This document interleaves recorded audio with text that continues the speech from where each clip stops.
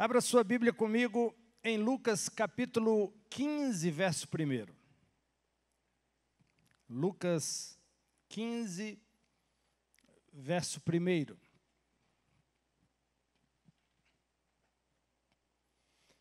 O texto diz o seguinte: E chegavam-se a ele todos os publicanos e pecadores para o ouvir. E os fariseus e os escribas murmuravam, dizendo: Este recebe pecadores e come com eles. Somente até aí.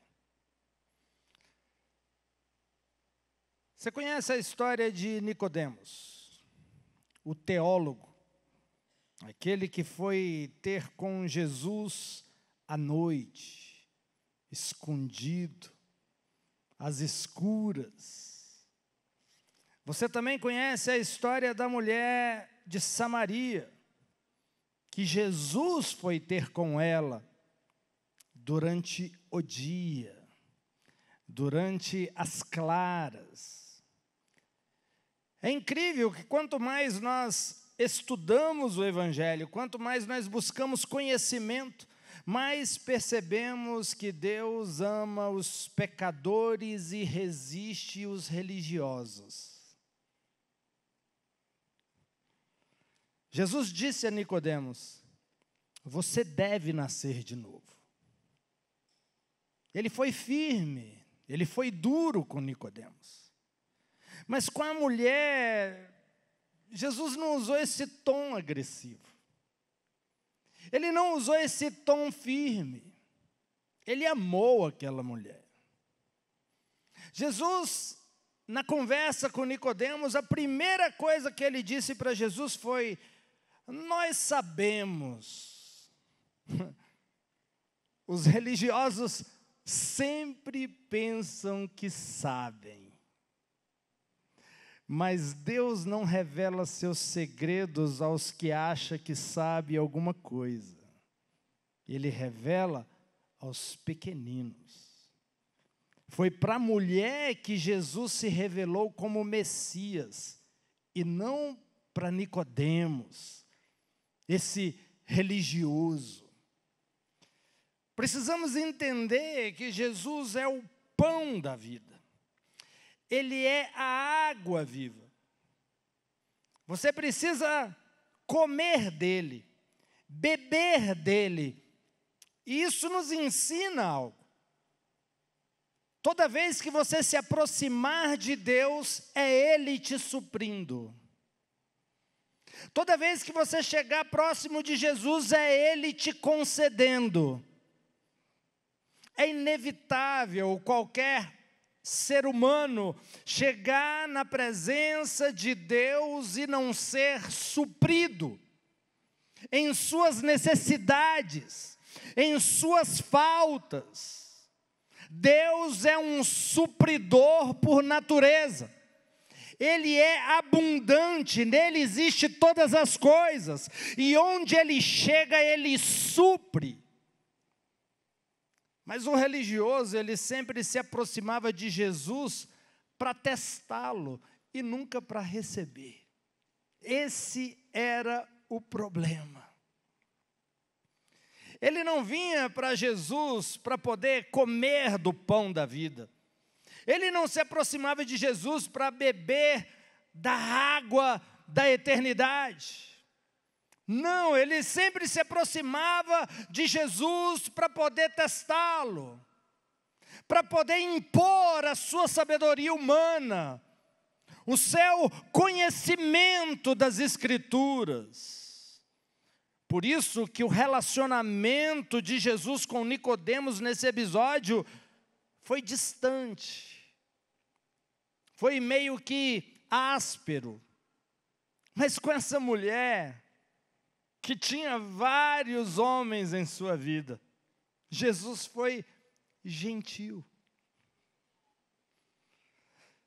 Você sabe por que Jesus não tem problema com pecadores? Porque Ele é o Cordeiro que tira o pecado.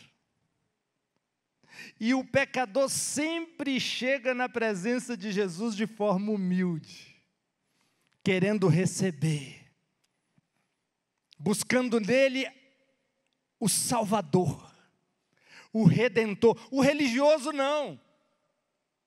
O religioso, ele se acha, ele se orgulha do jejum que ele faz, ele se orgulha da leitura bíblica que ele faz, ele se orgulha do estudo que ele faz, ele acha que é mais santo do que o outro, ele acha que é mais inteligente do que o outro. O ventre dele é o seu próprio Deus. Você vai ver que Jesus trata essa mulher de forma gentil. E depois diz que ela morava com um homem que não era seu marido. Veja, a mulher estava no erro, e de alguma forma Jesus a alerta, mas com amor, com carinho, porque o objetivo de Jesus aqui era tirar o pecado. Jesus começa tratando essa mulher com gentileza. E ele conclui a conversa com essa mulher com gentileza. Um sanduíche de gentileza, de carinho e de amor. Começa com amor e gentileza, aí vem o pecado dela no meio e finaliza com amor e gentileza. Um sanduíche divino para sufocar o teu passado e te dar uma nova realidade para você viver. Era isso que Jesus fazia com os pecadores. Com os religiosos, Jesus ficava nervoso. Essa mulher, ela recebeu grande graça de Jesus. Ela saiu dali pregando. Ela se tornou uma evangelista. Já saiu ali anunciando a Cristo. Olha o que eu encontrei um homem ali, eu encontrei um profeta, eu encontrei alguém que eu nunca vi como ele. Ela já sai dali pregando. Mas ela só alcançou essa graça porque ela viu Jesus como Salvador. Ela só teve a revelação de Jesus como Salvador porque ela chegou por baixo. Ela chegou vendo a sua necessidade, reconhecendo sua falta. Nicodemos olhou para Jesus e viu como um igual, como se ele tivesse nivelado na estatura de Jesus. Ele via Jesus como um mestre a ser imitado, como ele também se via, alguém a ser copiado. Mas para Jesus isso não serve. Ele é mais do que um mestre. Ele é um mestre, mas ele quer se apresentar para a vida de cada um de nós como Salvador. Aquele que salva, aquele que supre, aquele que redime, aquele que muda, que transforma. Deus adora quando nós deixamos o mundo dos homens para entrar no seu mundo pela graça. Quando nos rendemos à sua realidade, à sua realeza, à sua bondade, ao seu amor. Depois de ministrar a essa mulher, Jesus, ele se sente revigorado. Afinal, um pecador, uma pecadora havia tirado algo dele. Você quer agradar a Jesus? Se aproxime dele tirando algo dele. Aquela mulher do fluxo de sangue chegou lá e tirou a cura dela. Isso mexe com Jesus. Isso mexe com Deus, porque você o coloca em uma posição de Salvador. Em uma posição de supridor. De alguém que tem aquilo que você precisa. você o exalta, você o coloca na posição que é dele de fato. Ele é o Criador de todas as coisas. Veja, Jesus se tornou para aquela mulher a sua comida. Jesus se tornou para aquela mulher a sua bebida. Aquela mulher saiu dali com a vida transformada, modificada. Nicodemos saiu pior do que chegou.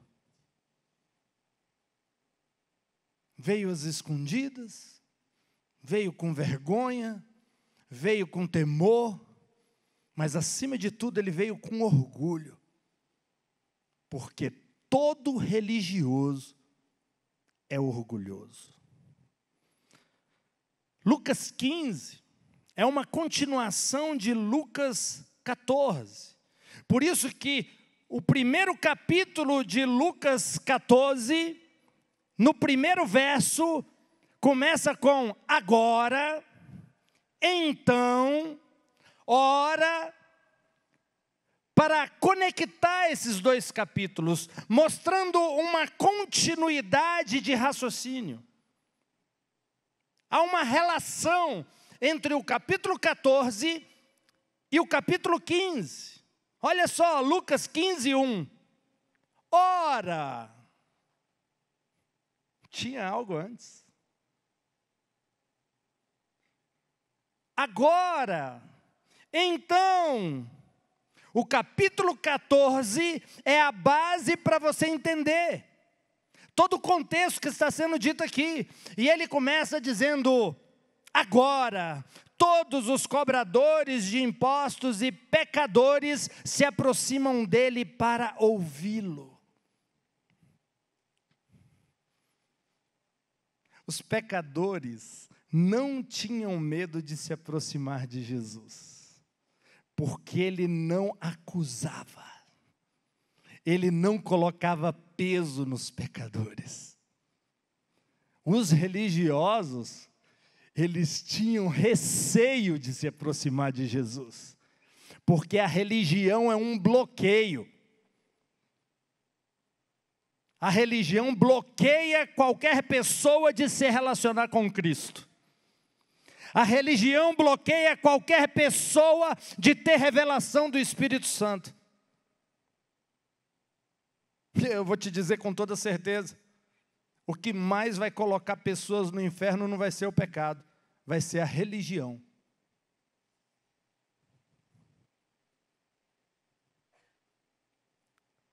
Porque a religião cega e impede que os olhos espirituais enxerguem o Messias, a verdade, o Evangelho, a graça e o amor de Deus.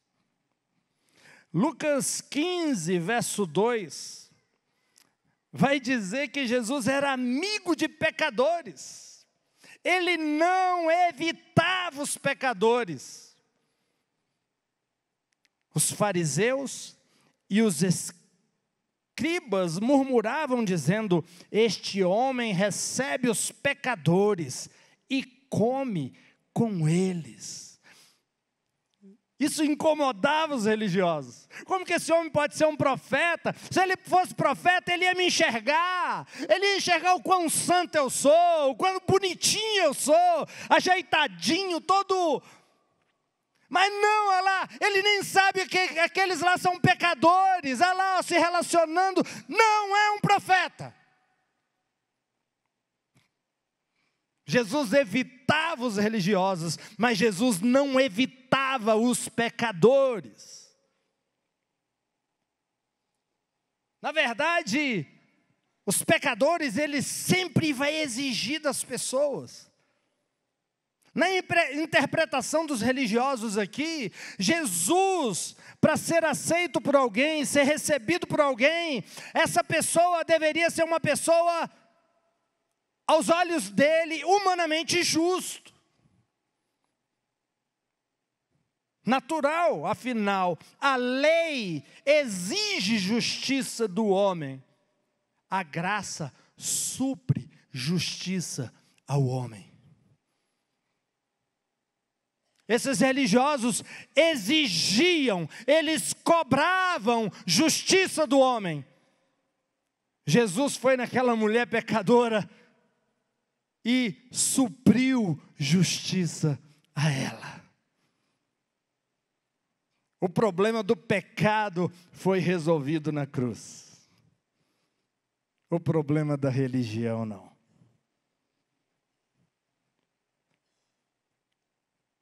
Deus puniu nossos pecados em Jesus na cruz do Calvário. Nós somos declarados justos de uma forma correta, sem puxar nada para debaixo do tapete. Jesus foi punido. Jesus foi punido pelo meu pecado. Jesus foi punido pelo seu pecado. O seu pecado não foi resolvido com jeitinho, não. Alguém foi espancado, humilhado, rejeitado, crucificado e morreu. Ele recebeu a punição pelos nossos pecados. E esta é a santidade de Deus que tem que punir o pecado. Lucas 14, verso 1. Você vai ver que nesse versículo aqui, Jesus está entrando no mundo do homem. Sistema onde tudo é sobre conhecimento, aprendizado, poder, capacidade financeira. Porque no mundo do homem, o objetivo é medir superficialmente o valor de um homem pela sua capacidade, pelo dinheiro que ele tem, pelo poder que ele tem, pelo conhecimento que ele tem. Os homens medem os outros por aquilo que ele tem, por aquilo que eles conquistaram pela força do próprio braço. Mas Deus não. Ele te mede pelo espaço no seu coração que você deu para o Espírito Santo. Deus tem segredos que só vai revelar para os humildes. Tem coisas, tem tesouros que Ele só vai revelar para aqueles que chegam diante dEle de forma humilde e enxerga nele o Salvador de sua alma. Lucas 14, verso 1. Quando ele entrou na casa de um dos príncipes dos fariseus, em um sábado, para comer pão, eles o vigiavam. Religioso agora adora vigiar o outro. Todo religioso sempre sabe da vida do outro, principalmente dos pecados. Ele adora ver um pecado, porque ele se sente mais santo. Está vendo? Eu não faço isso. Você viu o irmãozinho lá? Ele acha que a santidade dele vai aumentar falando mal do outro. Ele acha que Deus vai se agradar por causa dessa publicidade negativa que ele faz do outro. A casa aqui nesse texto que nós lemos representa Israel. Em contraste, o mar geralmente representa os gentios. Os fariseus estavam examinando Jesus, procurando encontrar falhas nele, como todo bom religioso. Eu estou pregando aqui, você acha que não tem algum religioso olhando? Deixa eu ver direitinho. Ele vai falar alguma coisa. Tem que ter alguma coisa. Os religiosos ficavam filmando Jesus. Deixa eu analisar. Tem alguma coisa errada com esse Nazareno. Esse Jesus não é quem ele diz que é. Eles ficam procurando falhas nas pessoas o tempo todo. Veja, é um ambiente sufocante. Jesus não teve vida fácil. Era um ambiente que não tinha uma tranquilidade, porque o tempo todo os olhos dos religiosos estavam fitados em Jesus, não para ouvi-lo, não para recebê-lo, não para aprender com ele, mas para condená-lo, para encontrar uma falha. Só que em Lucas 14, verso 5, vai dizer: e respondendo-lhes disse: qual será de vós o que caindo-lhe num poço em dia de sábado, o jumento ou o boi, o não tire logo? E nada lhe podiam replicar sobre isso. Jesus calou a boca dos religiosos. Os fariseus ficaram em um silêncio hipócrita, como eles são. Ora, se alguém está doente, se alguém fala que está doente para um religioso, logo esse religioso vai falar: você está em pecado, a sua vida está certa, deve ter algum chifre de jumento enterrado em algum lugar. Você não deve estar orando o suficiente, você não deve estar se guardando como deveria, você não está fazendo o que precisa ser feito. Sabe, ao invés de você dar uma longa lista do que fazer ou do não fazer, ore por cura, forneça solução. As pessoas não precisam de mais regras e regulamentos, elas precisam ser salvas. Para de pôr peso na vida das pessoas.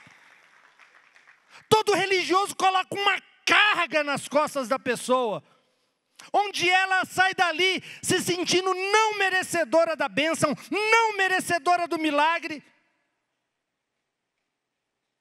porque o cara fez uma lista daquilo que falta na vida dela. Converse com um religioso e você vai sair oprimido da conversa. Você vai sair pior do que chegou. Você vai sair assombrado. Você vai sair achando que está em pecado, que tem pecado não resolvido, que tem pendências não resolvidas. Você vai sair da conversa se achando sujo, incapaz, fraco. Porque ele vai sugar a sua força. Ele vai sugar a sua energia.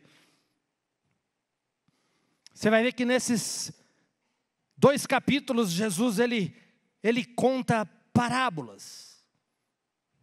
E Lucas 14, verso 7 tem uma. Contou uma parábola aos convidados, quando percebeu como escolhiam os melhores lugares, e disse-lhes: quando alguém for convidado para uma festa de casamento, não se sente no melhor lugar, porque talvez alguém mais honrado do que você poderia ser convidado por ele, e aquele que convidou vocês dois viria e lhe diria: abre espaço para essa pessoa. Então você começaria com vergonha a ocupar o lugar mais baixo. Mas quando você for convidado, vai e sente-se no lugar mais baixo, para que quando aquele que o convidou vier, ele possa lhe dizer: amigo, suba mais. Então você será honrado na presença de todos os que se sentam à mesa com você. Pois todo aquele que se exalta será humilhado, e quem se humilha será exaltado. Entendeu porque que o religioso sempre se dá mal? Porque ele quer sentar na janela. Ele se acha. Ele se exalta. Ele olha por cima. Mas Deus está procurando aqueles que já vêm humilhados, que fala: Senhor, eu preciso da sua salvação, porque sem ti eu não posso fazer nada. Baixa a bola, se rende ao Salvador Jesus Cristo. Quando você se humilha, Deus te exalta. Essa mulher saiu dali pregando.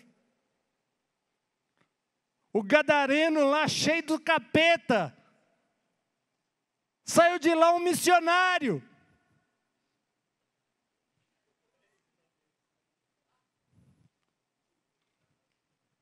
Mas o problema dos religiosos é que é o capeta que está nele, ele não quer abrir mão. O religioso tem um capeta de estimação chamado orgulho. E Jesus batia de frente com o religioso, você sabe por quê? Porque o pecador faz mal para si mesmo. Ele peca e ele vai para o inferno. O religioso não. Ele fica na porta do reino dos céus. Ele não entra, ainda fica impedindo várias pessoas que não entrem também. O religioso faz mal para as outras pessoas. O pecador para si mesmo. A religiosidade é danosa, é um câncer. A religiosidade não é invenção divina, não é invenção de Deus. Foi gestada e gerada do orgulho do homem. Está pesado, né? Mas é libertador. Para te mostrar como você pode fluir em Cristo, ter revelações dele, ter acesso para que ele te eleve acima daqueles que acham que são alguma coisa. Quando Deus te exalta, nenhum homem pode te diminuir. Mas quando você se exalta, você vai ter que manter essa posição de forma estressante. Você vai ter que bancar a posição que você ocupou. Porque afinal, foi na força do braço. Mantenha na força do braço. Mas quando Deus te coloca, ninguém tira. Porque não foi sua força, não foi sua capacidade que te colocou lá. Então não tem inferno, não tem capeta, não tem religioso, não tem nada que vai te tirar da posição que Deus te colocou. Quando Deus te exalta, você permanece. Amém?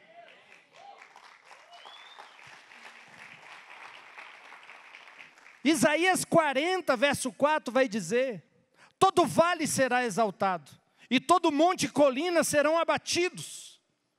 O desnivelado será nivelado, e o áspero se tornará plano. O vale representa o pecador humilde. A montanha e a colina representam os orgulhosos, os escribas, os fariseus, os religiosos. Jesus vivia em um ambiente desconfortável, de pressão o tempo todo. Olha o que diz em Lucas 14, verso 12. Disse também a quem o convidara: quando fizeres um jantar ou uma ceia, não chame os teus amigos, nem os teus irmãos, nem os teus parentes, nem os vizinhos ricos, ou talvez eles também retribuam um favor e te pague de volta. Mas quando você fizer um banquete, peça aos pobres, aos aleijados, aos coxos ou aos cegos, e você será abençoado, porque eles não têm recursos para recompensá-lo, pois você será recompensado na ressurreição dos justos. Quando você fizer algo de bom, faça por amor a Deus, e não para obter algo em troca. O religioso, ele é o seguinte: ele vai fazer algo de bom, ele vai analisar a pessoa. Deixa eu ver o Wagner aqui. Wagner é bom de grana, hein, Wagner? Rapaz, eu acho que eu vou fazer uns favorzinhos aí para você. O religioso, ele está analisando nessa esfera.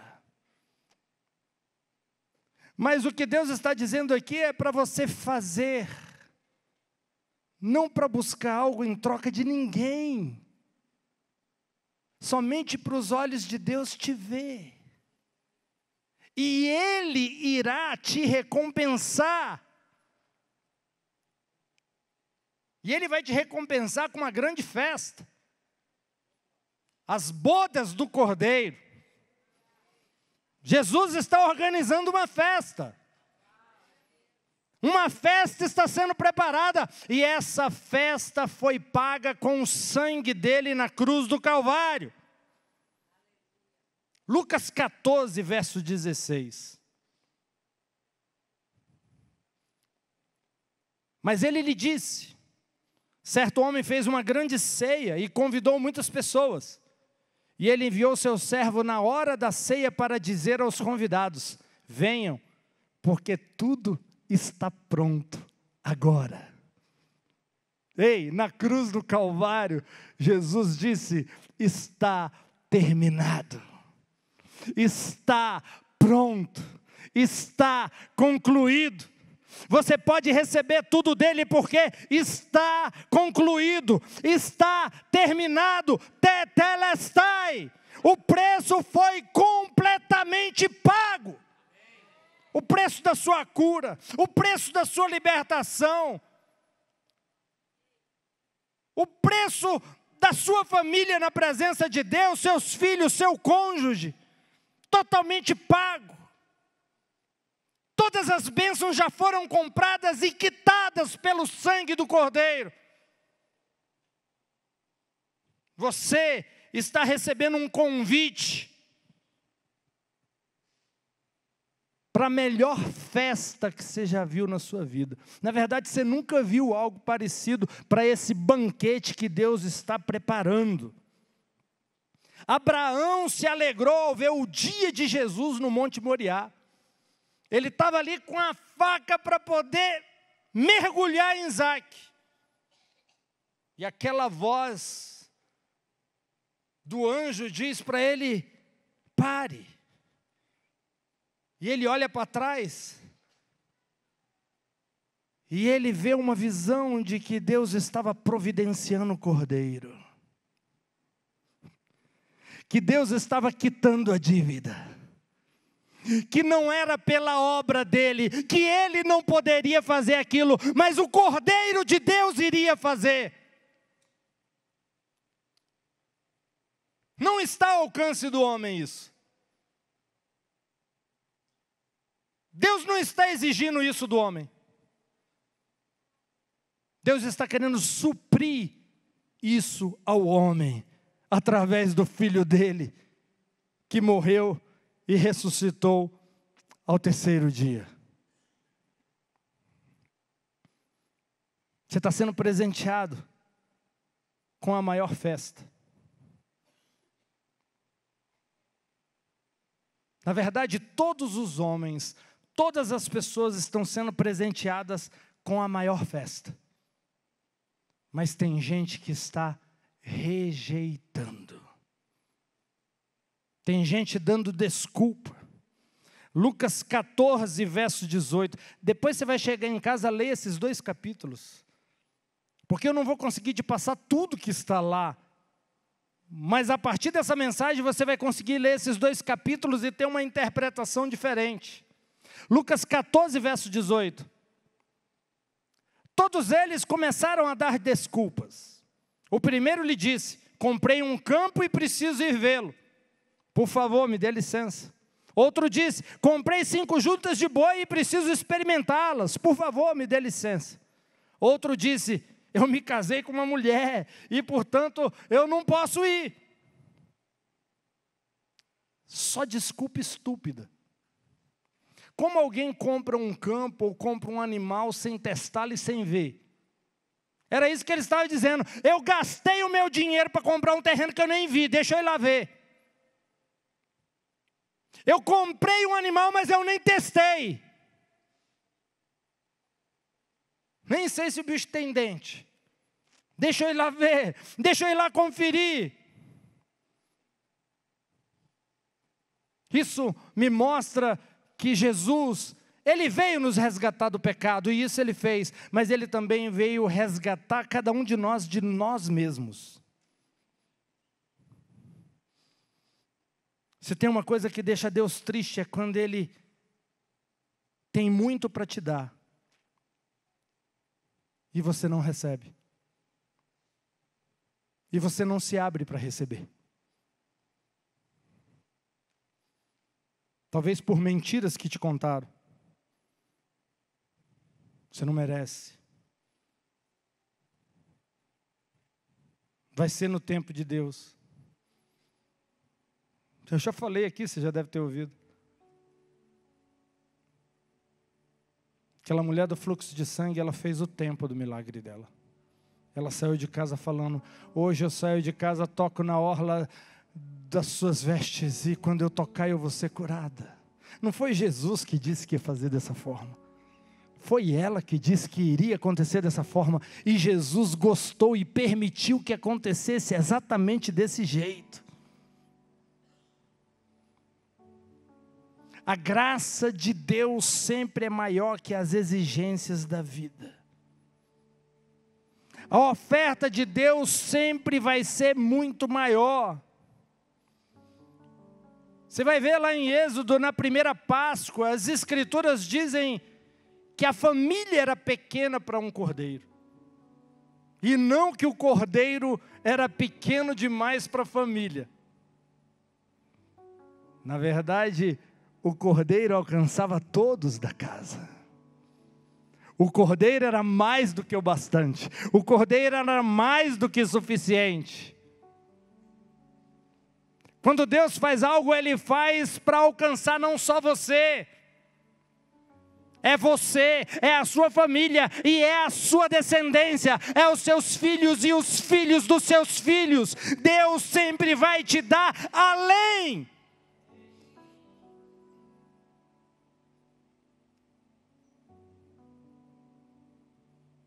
Mas o homem é muito teimoso.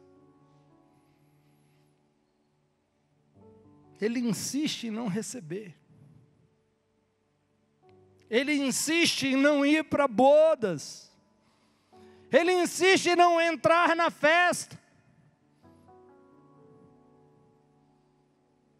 Você vai ver que no texto que nós lemos, Deus o compeliu a participar da maior festa. Compeliu. Compelir não significa forçar, indo contra o livre-arbítrio do homem. Significa que Deus vai te dar o desejo de querer receber aquilo que Ele tem para te oferecer. Porque, gente, se a gente se olhar no espelho, realmente a gente vai desistir de receber qualquer coisa de Deus, porque a gente realmente vai chegar à conclusão que não merece. Mas não é por merecimento. É o amor dele que é extravagante, exagerado. E sabe quem são as pessoas que vão entrar nessa festa? Lucas 14, verso 21. Aquele servo veio e disse essas coisas ao seu senhor. Então o dono da casa, irado, disse ao seu servo: saia depressa pelas ruas e becos da cidade e traga os pobres, os aleijados, os cegos e os coxos. E o servo disse: Senhor, está feito como você ordenou, e ainda há espaço. Disse o Senhor ao servo: sai pelos caminhos e valados e obriga-os a entrar, para que a minha casa se encha. Pois eu vos digo que nenhum daqueles homens que foram convidados provará da minha ceia. Novamente ele está falando dos religiosos. Eles se negam a entrar. E aí sobra para quem? Para os cegos, para os aleijados espirituais, para os mancos espirituais, para os leprosos espirituais. O Senhor está mandando: vai em busca dessas pessoas, porque eu quero minha casa cheia. Eu quero a minha festa cheia de gente. Mas Ele finaliza dizendo: essas pessoas que negaram, elas não vão provar da minha ceia.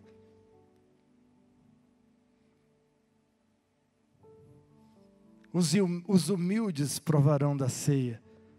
Os humildes provarão do banquete que ele preparou. Sabe, o primeiro Adão não poderia desfazer sua pecaminosidade, simplesmente fazendo o que é certo. Aí vem pessoas dizendo para você que você vai perder a sua salvação, que você corre risco de perder a sua salvação. A única forma de você perder a salvação é se você negar a Cristo, o único caminho, a verdade e a vida. Jesus é a garantia da salvação. Só que quando você se conecta com Ele, sua vida muda, seu comportamento muda, seu caráter muda, você é alinhado, ajustado, santificado.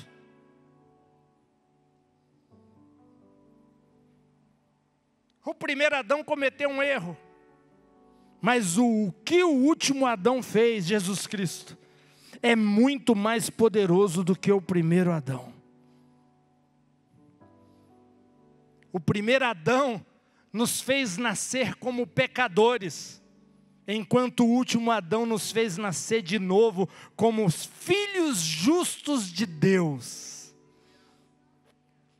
Nascemos em pecado por causa do pecado de Adão, e nascemos de novo de forma justa aos olhos de Deus, por causa da obra consumada de Jesus Cristo.